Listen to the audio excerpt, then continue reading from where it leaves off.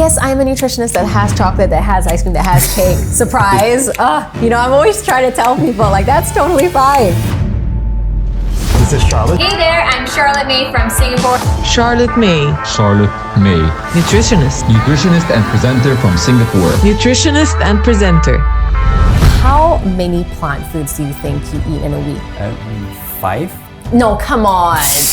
Come on. Okay, we need to do a food diary after this. This idea that our metabolism slows down by the time we hit 30, that's not true. Some people will come to me and their problem is, I feel like having something sweet after my meal. So when you deprive yourself of a certain food, the cravings will intensify. That's just how it works. I know life is unfair that way. And I do not subscribe to the idea of having a cheat day, because the idea of cheat in itself makes you feel like, oh, I'm doing this in secrecy, oh, I'm a bad person.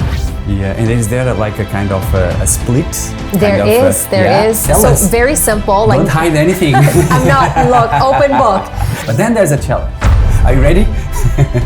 Come at me, what is it? We talk now about nutrition.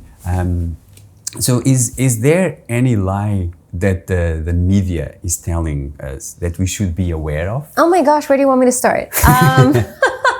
So the first one that comes to mind really is that breakfast is the most important meal of the day. Now that's a very interesting one, because I grew up loving breakfast, eating breakfast. I would get out of bed for breakfast. And funny thing as well, the first company I worked at was a cereal company. And of course, what's the message? Breakfast is the most important meal of the day. Now, I'm not saying that it isn't, but there are a couple of things here, right? No one meal of the day is superior to the other. And breakfast could be important for some, but not for everyone.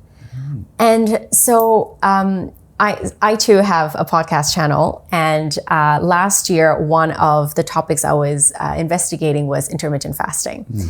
Sure, I can look at the theory and whatnot, but I also had to practice it myself. So I tried doing IF, IF basically means that you eat for 8 hours of the day and you fast for 16.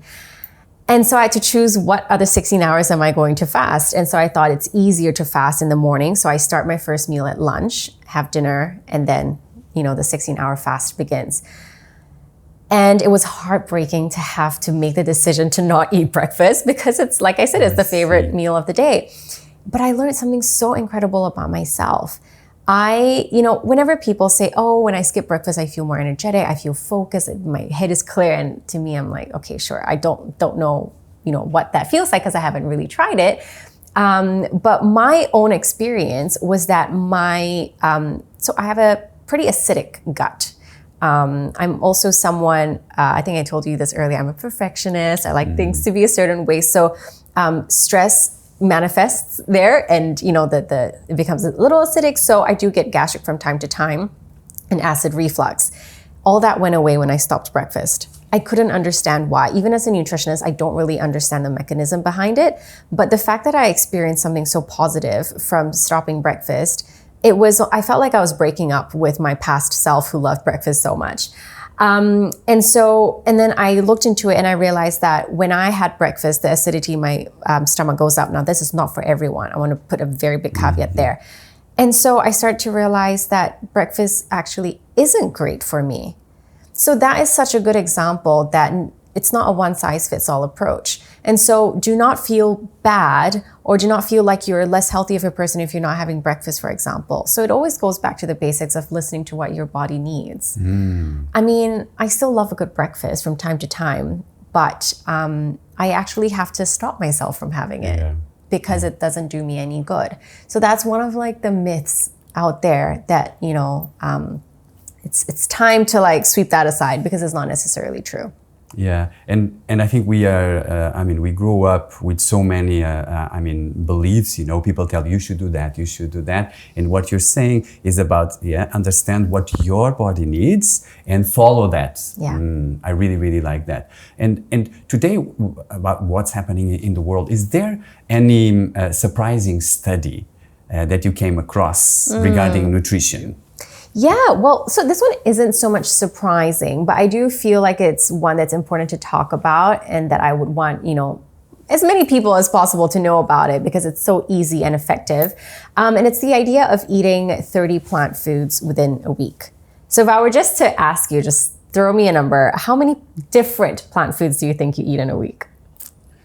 Like No judgment. 7? No, I'm sure it's a bit more. But the idea here is it's about plant diversity. So when we talk about plants now, it's not just, your vegetables and your fruits, but seeds, herbs, spices, yes. So the number will go up, yes. Much more, yeah. What do you say, 20? 20 is a good number.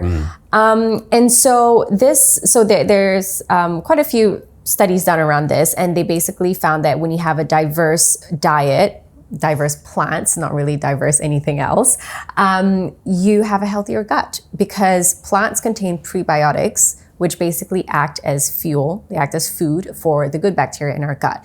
And we want to have a diversity of this good bacteria as well. So we want to have a lot of each bacteria, but also a diverse range of them. And eating plants will help to feed them. And so a different plant will be food to a different bacteria. So the more that you have, the more diversity in your gut. And they found that 30 is the ideal number for that. So I actually did this challenge earlier this year.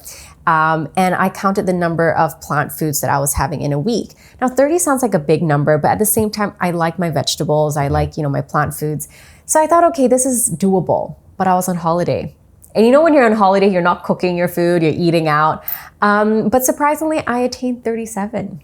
So I thought that was pretty good. Wow. I didn't think it was possible. I thought I was going to fall under that. So this is an interesting challenge also that, I would recommend yourself and also your listeners to get on. Just try to see how many different plant foods you can have in a week. And that will benefit our gut, right? Yes, our gut health. And there's now a lot going on about gut health. Like what is the impact of gut in our overall health? Oh, a lot. So a lot of our immune cells lie within the gut. So it affects our immunity. We also know about the gut-brain axis. So our moods, how we feel, has a big, big part to play.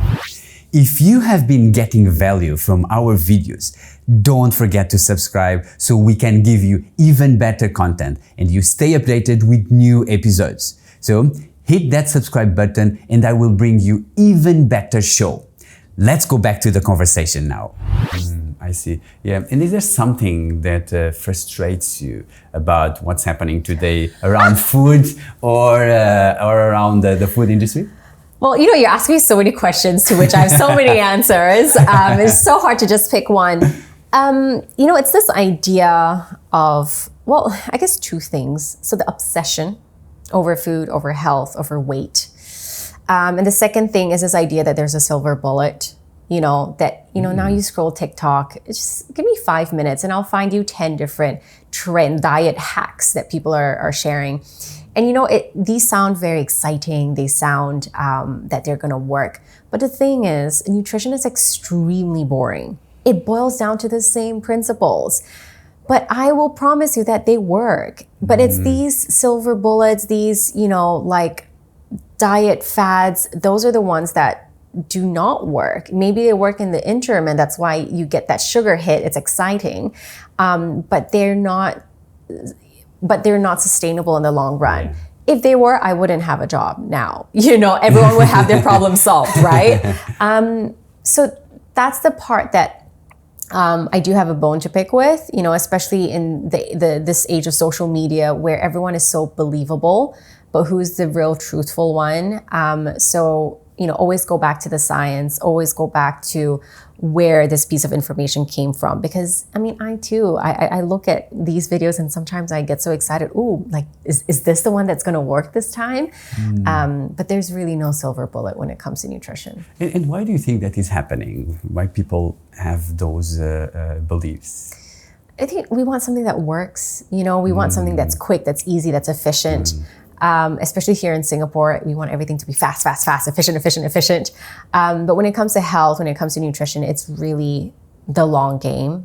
You really do need the patience. You need these good habits that will last the long term. Yeah, and we see a lot of quick diets, quick fixes, and what you say is okay, it's boring and it's a long term, right? So Very, very good. Let's burst some myths. Is there Yes. any myth that you see around like social media or around you? Myths, quite a few. I mean, so breakfast, being the most important day is one of them. This idea that our metabolism slows down by the time we hit 30, that's not true. Okay. Like, Tell us more. I know, like flash alert. So I don't have the full numbers with me right now, but one of the studies looked into our metabolism and how it gets changed over time. And I'm sure you've heard this. People say, oh yeah, when I'm 30, I start putting weight because my metabolism slows down. It doesn't until you turn 60. So why do people start putting on weight by the time they hit 30? Well, it's our sedentary lifestyle. We're not moving enough. So people blame it on metabolism slowing down, but it's because we have more social activities, we're drinking, we're eating more, and we're just simply not moving as much. I mean, if you think about how much you ran around as a kid in school, there's a huge difference there. So we do need to be moving more. Yeah. So, okay, so there's, so what you're saying, it's not about the metabolism, it's about our lifestyle, right? Mostly. Yeah, right? Unfortunately, I'm sorry. Okay. And also today there's a lot of obsession around weight loss, Yes. right? And what is the biggest mistake that people do when they're trying to lose weight? Okay, that's actually a very good question. So I would probably boil it down to three main things. So the first that comes to mind is that they're not eating enough protein. Or just sometimes you're not eating enough, right? So your body thinks that it's going into starvation mode and then it starts, keeping fat more than anything. But not eating enough protein. And protein is so important because first, it keeps you fuller for longer. And it actually takes the longest to digest out of all the different macronutrients. So fat and protein take longer to digest, and that's why they will keep you fuller for longer. The second thing is it has a high thermic effect. Now that basically means that it needs more energy to break down protein. And then the third is that it helps maintain muscle. So when you're losing weight, one thing you want to keep is your muscle mass, and protein it makes up the building blocks of that. So that's why protein is so, so important. And like, if anyone takes away something from this conversation that we have, it's to make sure that they have protein in every single meal. So if you have, let's say you go to the hawker center, you have a huge plate of like char kway teow, mainly noodles, right? Some shredded chicken, some egg, some chives. You will feel full right after having that meal, but soon after you'll start feeling hungry again. And most of the time it's because there wasn't enough protein in there. So the carbohydrates get digested really quickly, and then you feel really hungry. So going back to weight loss, one of the things is having enough protein. The second mistake, I would say, is deprivation. When you just completely wipe your diet clean of the foods that you eat. Now that is so important. So one of my sort of taglines as a nutritionist is that you can have your cake and eat it too, right? But how much of the cake are you having, for example, and how often? So when you deprive yourself of a certain food, the cravings will intensify. I mean, that's just how it works. I know life is unfair that way. And so you have to let yourself have that a little bit, but in moderation, even when you're losing weight, because if not, you're not going to stay the long run, right? You're just going to break it, or you're going to have this idea of a cheat meal. And I do not subscribe to the idea of having a cheat day, because the idea of cheat in itself makes you feel like, oh, I'm doing this in secrecy, or I'm a bad person. Why can't you have a little bit of it every single day? But how do you have it, for example? If you want to have instant noodles, for example, if that's your vice, then think about what can you add to it to make it more nutritious. So you're having your instant noodles, but you're getting the satisfaction from that, but you're also getting the nutrition that you need. And then the third one as well is, when it comes to weight loss, is focusing too much on the numbers, on the scale. If we think about life in general, we do not want to be fixated about our weight our entire life. And the fact is, for some people, that is the case because there is an obsession around that. So maybe think about, how's your body performing? How do you feel? How do you fit into the clothes that you like?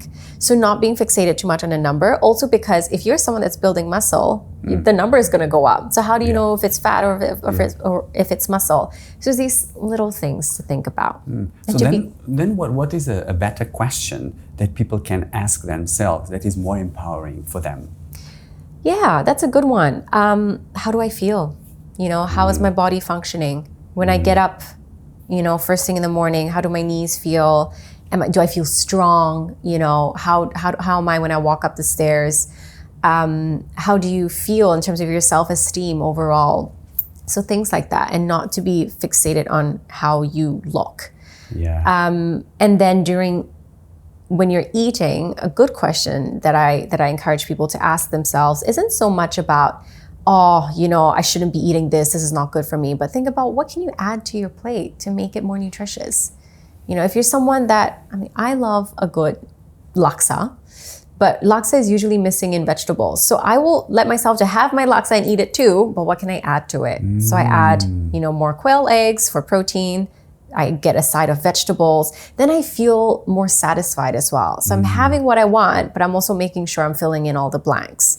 And then that way you don't feel like you're missing out. You don't feel like you have to I shouldn't eat this, I shouldn't eat that. So I can have it, but what can I add? Yeah, and I really like, so it's about bringing more diversity, and rather than being obsessed or I cannot have this or this, have that in moderation, but add more of the other things that will be more balanced for you, right? 100%. Ooh, Yeah. I like that. And what is that balance that we need to have in our diets? Yeah, so in general, this is broadly speaking, we want to make sure that at every meal we have carbohydrates, we have protein, and we have vegetables. Yeah. So the carbohydrates are there for energy. Yes. Our brain relies on glucose. The protein is there for muscle synthesis. It's there to keep you fuller for longer. And the vegetables is for things like your antioxidants, your colors, your fiber, all important for gut health and overall health as well. So you want to make sure that you have that at every single meal. Yeah, and is there a kind of a split? There is. Tell us. Very simple. Don't hide anything. I'm not, look, open book. Now, thing is, you do not have to download an app for this. No Fitness Pal. You don't have to do mathematical calculations. I really want to make nutrition and health accessible and easy to remember for people, right? So just imagine a plate most of the time is round. You want to split that in half and then split one of the half in a quarter. So for one half of the plate, you want to make sure that you're filling that with fruits and vegetables during a meal. And let's also not forget, it looks like a lot, right? A whole half of a plate. But usually for vegetables, they are not very energy dense, so you can eat a lot more of it. And it's high in fiber, so you also feel fuller from that. A quarter of your plate with carbohydrates and a quarter with protein. Now, if you think about most of the meals that we have when we're eating out, that's all jumbled up. The carbs is like half the plate. And sometimes you don't even have enough vegetables in there or protein. So that's just something to keep in mind. Now, it's not to say that if you're not eating that way that you will have poor health. And it's not to say that if you eat that way, you'll have the best health ever. At the end of the day, macronutrients is one thing, but your overall diet quality is important. Oh, I love that. We're talking about carbohydrates, but what kind of carbohydrates? Yeah. We're talking about protein, but what kind? So all that is important to keep in mind as well. Yeah, and what is one tip for us to implement? We all have busy lives, and sometimes nutrition suffers because of our busy lives. Yeah. What is something simple that we can do in order to make sure that we follow at least the minimum that our body needs? Yeah, well, there's so much you can do, Rodrigo. Where do I begin? It's so you keep asking me for the most, and I'm like, okay, I gotta I'm going through all the folders in my head. So I would summarize it in 3 things, so that if one doesn't work for you, you can do the other.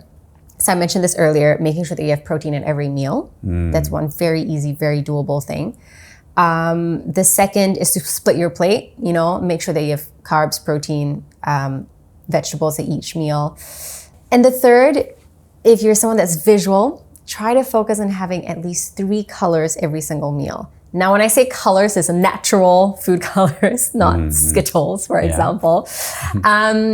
So for example, over lunch, you have a salad, You have the choice of maybe French beans, purple cabbage, beetroot, carrot, and then you have broccoli, salad. Try to pick one of a different color. And this applies to vegetables and fruits. Herbs also count. And I talk about colors. I know it sounds very trivial, very basic, like your parents telling you eat, the color, like the colors of the rainbow. But we use that because each color represents a different antioxidant. So, people spend tons of money on supplements for the antioxidant properties. You can get that from your food. Blueberries, strawberries, pear, oranges, like all these different colors. They're nature's gift for you. So at every single meal, try to make sure that you're having 3 different colors. That's also a very, very easy and doable way to make sure that you're getting enough nutrients. I like that. But how do I know what I need from each one of them? Because you mentioned that it's very individual, like every person is different. Yeah. How do I know what works for me? Oh, I got to look at my crystal ball. No, that's a very good question. And this is something that people forget a lot of the time, that we are so different from one another. Yes. A lot of the time I hear people say, oh, this worked for my friend, so I bought it too. Yes. So there are a couple of ways to find out what you truly need. One way is blood work. So doing a blood test to find out, do you have any deficiencies? Yeah. What are your cholesterol levels? These sort of things. And then you can start working from there. But in general, from a day-to-day perspective, it's always useful to just eat a variety, because a lot of the time your body doesn't store these nutrients. For example, for vitamins, there are 2 types, fat-soluble and water-soluble. Anything that's water-soluble, like vitamin C, for example, your body doesn't store it. So you need it on a daily basis. Yeah. So your tank will always empty.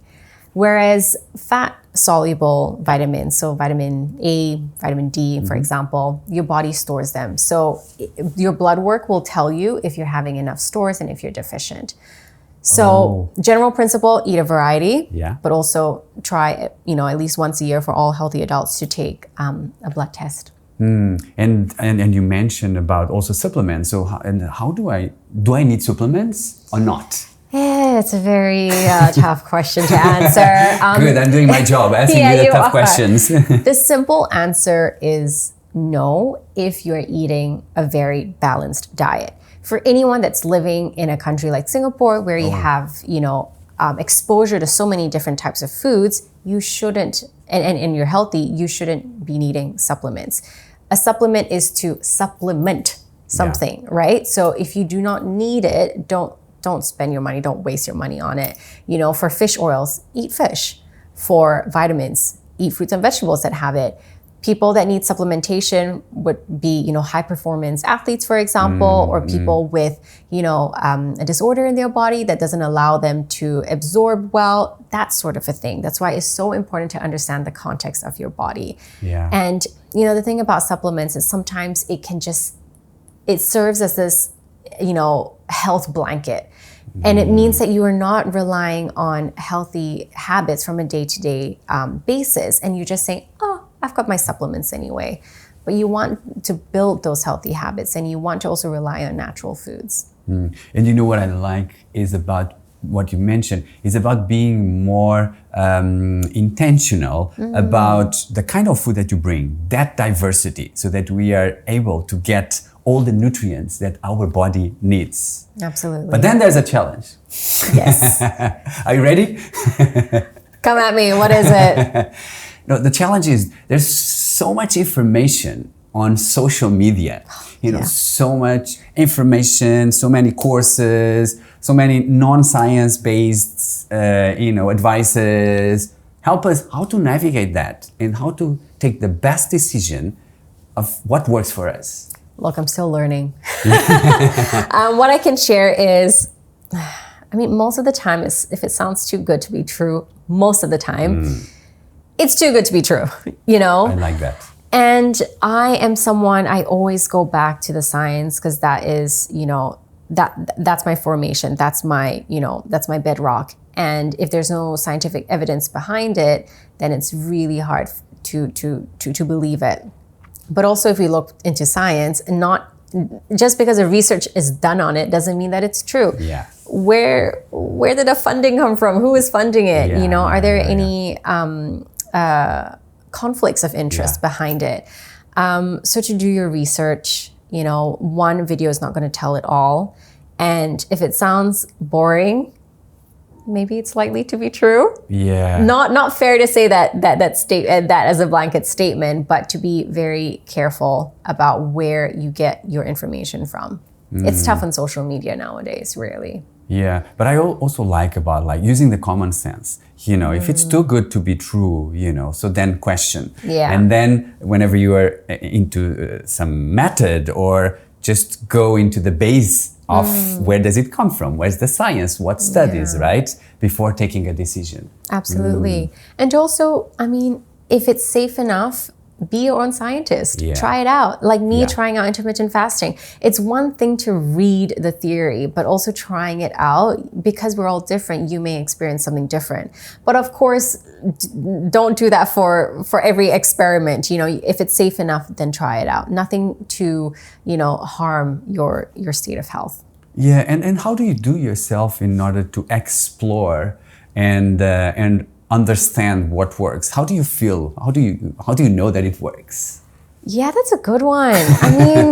This is where you really got to know your body, and this is where mindfulness is so important.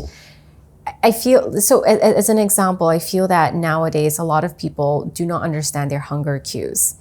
As a child, you feed a child, at one point they'll stop pushing away the spoon because they're like, I'm done, I've had enough. But as adults, we've been primed in so many different ways that we now, for example, I was grown up with, my parents telling me, you have to finish the food on your plate. So even if I'm full, I'm stuffing myself. So I've gotten to a point where I don't care how much is on, I don't care how full or how hungry I feel, I must finish all this food. Or, it's 12 to 1, I need to have my lunch. But we're not tapping into ourselves, am I actually hungry?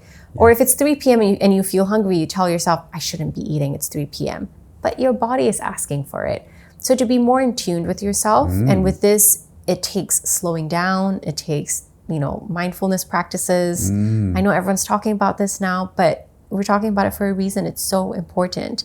So to spend that little time connecting with yourself as well. Yeah, really, really like that. Yeah. So now maybe you can share with us what's like a normal day for you in terms of food habits from morning till evening. That's So I'm a bit of a creature of habit. So it's quite standard from day to day. So I don't have breakfast anymore, like I mentioned, but. So it's interesting, and for the ladies out there listening to this, if you practice intermittent fasting, again, going back to listening to your body, because of the menstrual cycle and the hormonal cycle, there will be points where we will need more food. So that's usually the pre-menstrual period. And we need as much as about 300 calories to prepare the body. And so in those moments, when I wake up and I feel like I'm hungry, I need breakfast, those days I would have some food. So that's where, my routine's a bit shaked up. But otherwise, I always start with tea. I love tea. I'm not a coffee person. I love the smell of it. I just take a whiff and I'm good. But I drink tea in the morning. I make a big tumbler and I drink that throughout the day. Lunch usually is about 12 to 1. Okay. If I'm working from home, I either prepare a simple meal. If I'm working outside, I order either a salad, or if I'm at the hawker center, one of my favorite stalls to go to is nasi padang, or economic rice, because if you think about it, you're building your own plate. So you can tell them, you think about, again, that plate, the half and the quarter. So then I have lunch. In the afternoon, I like a good snack. I'm a huge fan of Greek yogurt. I love it. It's a good vehicle to dress it up the way you want to add flavor. It's very high in protein, so Greek yogurt specifically. So it satiates me. So I usually have that with some frozen blueberries, some cinnamon as my snack, and then it's dinner time. So nothing too, out of the world. Like it's nothing too experimental. Creature of habit, just making sure that I have my protein, my carbs, my fiber, my color. I always end with fruits after my meal. And then, of course, a little chocolate. That's my vice. I must have my chocolate. Chocolate? Every day. Tell us more about that, because there's a lot of people that think, I cannot have I cannot have too many sweets. Exactly. So sweets after meals. What can you tell us about that? Yeah, Yes, I'm a nutritionist that has chocolate, that has ice cream, that has cake. Surprise. I'm always trying to tell people like that's totally fine. It's totally normal to feel after a meal that you're craving something sweet. Okay. So we've come to a point where people think that it's a bad thing. Like some people will come to me and their problem is, I feel like having something sweet after my meal. And I said, you are fine. Next. It's totally okay to want something sweet after a meal. You're having something savory. You want to balance out the flavors. But what are you having and how much of it? If you really like a chocolate bar, you don't have to have an 80% dark chocolate. It's fine. You want a Mars bar? Sure, go for it. But portion it, and when you're having it, savor it. Yeah. Savor the bleep out of it, and allow yourself to enjoy it. And don't eat it while, scrolling social media, because the next thing you know, you'll be like, oh, where did my bar go? Oh, now I need another one. So it's about that mindful eating, allowing yourself to have it, feel how you feel as you enjoy the food. And it's completely fine. Yeah, I really like that, so that we are not so tough on ourselves in terms of I don't have a problem if I want to eat this. But what I like is about just make sure that you have a diverse diet, more than not having is what can I add more 100%. So that I can have a more diverse and balanced diet that my body needs, what my body needs. Yeah. Very good. To finalize, we have our audience who have kids. What is one thing in order to help parents when kids are growing up that they can do in order to improve their nutrition? Oh, 100%. Get them involved. Get them involved at every step of the process. Take them to the supermarket. Take them into the kitchen to cook with you. Yeah. So for example, at the supermarket, get them involved. Maybe get them to make decisions. Or if you are picking out fruits, maybe ask them, hey, can you pick out 5 apples for me? So this is something I also learned from a podcast guest of mine. She specializes in picky eating. And she said it's also a good way to practice math at the supermarket. Yeah. Teach them how to, pick out 5 apples.